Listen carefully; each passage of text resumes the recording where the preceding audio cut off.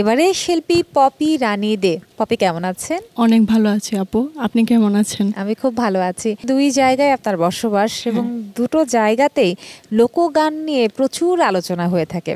এক হচ্ছে আপনার বাবার বাড়ি সিলেট, আর এক হচ্ছে ব্রাহ্মণবাড়িয়াতে আপনার শ্বশুর বাড়ি। তো এই দুই জায়গাতে গান করে গানের কি ধরনের পার্থক্য কিংবা সামঞ্জস্য, মানুষজনের মধ্যে কি ধরনের সম্প্রীতি দেখতে পেলেন? আমার কাছে কোনো পার্থক্য লাগে নাই, আমার কাছে অনেক ভালোই লাগে। চলেন না আপনার গান শুনি। আচ্ছা।